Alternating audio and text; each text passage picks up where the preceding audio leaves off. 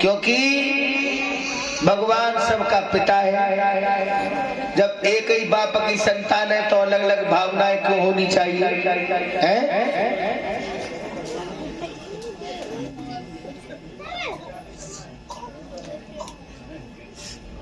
मेरे भगवत प्रेमियों, अब तो महाराज दशरथ बहुत खुश हैं।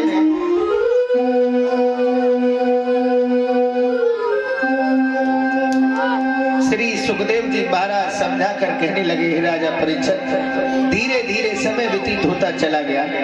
भगवान राम थोड़े से सियाने हुए। इधर पूर्व विश्वामित्र कहाँ थे? आजमगढ़ में। अब वो यज्ञ हवन करते हैं, राक्षस उन्हें यज्ञ हवन नहीं करने देते। उनको भी ये मालूम पड़ चुका था भगवान मर्यादा पुरुषोत्तम राम शेषावतारी लक्ष्मण अवतार ले चुके हैं। मेरे भगवत प्रेमियों, आज महाराज विश्वामित्र चले कहाँ? अयोध्यापुरी।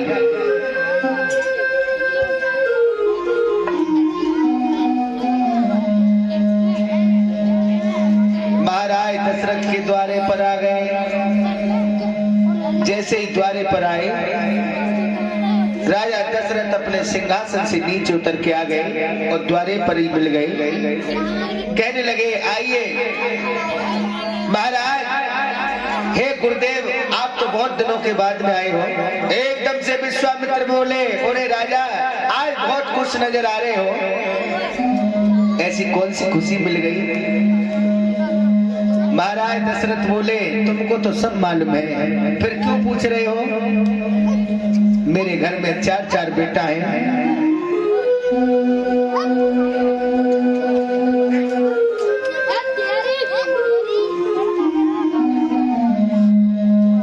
श्री सुखदेव जी महाराज समझा कर बोले।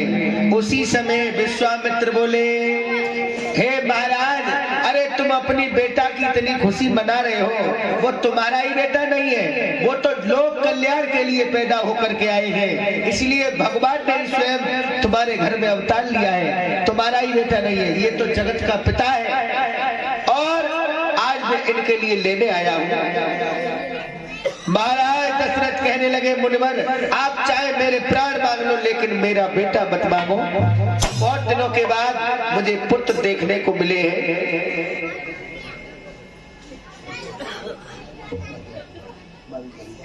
और इसी बीच 10 रुपए राजेश, सनोप इंद्रपाल, 10 रुपए संजय, सनोप इंद्रपाल, 20 रुपए मोहर सिंह, 20 रुपए अवधेश, ये सभी भक्त भगवान की कथा में भेंट करते हैं। भगवान कन्हैया इनकी हमेशा इच्छा पूरी करें। और भाइयों एक बात बताएं, बिना कुछ कहे, बिना रोए तो माँ भी बच्चे को दूध नहीं पिलाती है। अब तुम्हारे रिश्तेदार हैं तो जाको मतलब जेना है कि ऐसे चुपचाप ही आओगे, कथा सुने और सुन के चले जाओ।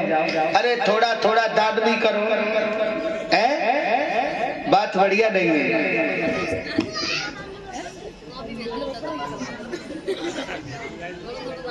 क्योंकि भाइयों चिड़ी चोंच भर ले गई, घटा न नदी का नीर, और दान दिए धन ना घटे, कह गए दास कबीर।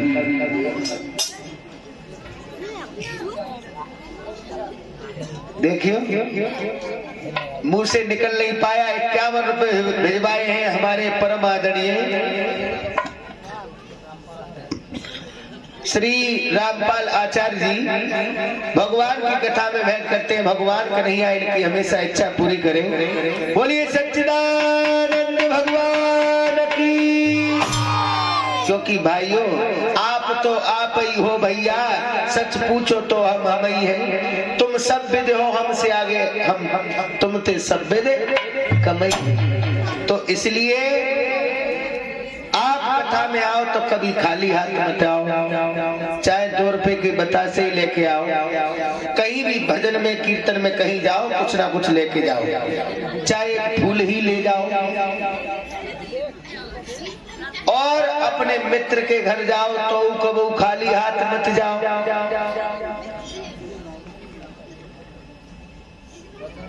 अब तो विश्वामित्र कहने लगे, ओरे राजा, तुम्हें नहीं मालूम,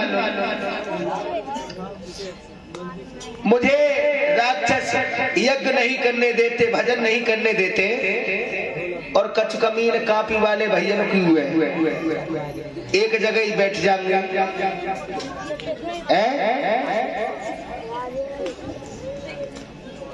मेरे भगवत प्रेमियों, आज विश्वामित्र कहने लगे राक्षस हमें परेशान करते हैं, एक काम करो, हमें अपने दोनों बेटा दे दो, क्योंकि इनकी शिक्षा दीक्षा भी पूरी हो जाएगी और मेरा भी काम चल जाएगा।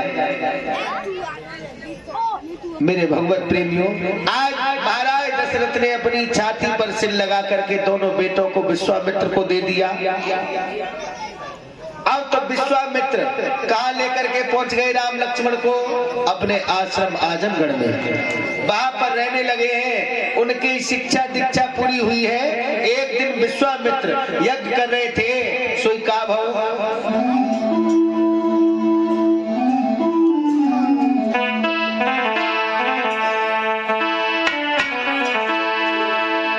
यज्ञ में होता है ओम स्वाहा। अब स्वाहा स्वाहा की आवाज जब सुनी,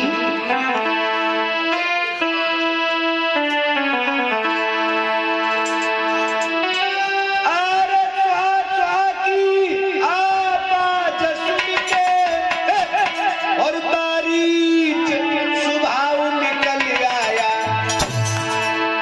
स्वाहा स्वाहा की जब आवाज सुनी, सोई बारीक निकल आया।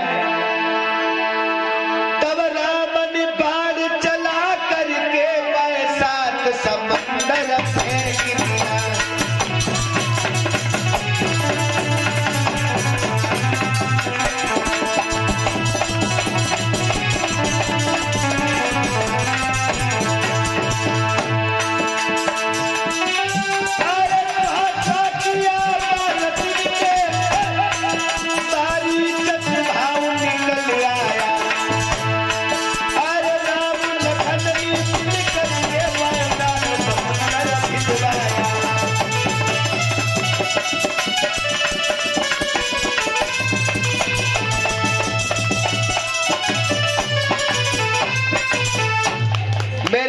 प्रेमियों, सुहा सुहा की आवाज जब सुनी, सोई मारीच निकल आया। आज मारीच को देखा, राम लक्ष्मण ने उसे पछाड़ दिया। कहाँ पहुंचा दिया? 100 योजन दूर, 7 समुद्र पल्ली पार। यहीं के निवासी श्री मुकेश और आराम सिंह, ये 100 के नोट से 50 रुपए भगवत कथा में दान करते हैं। बहुत बहुत धन्यवाद।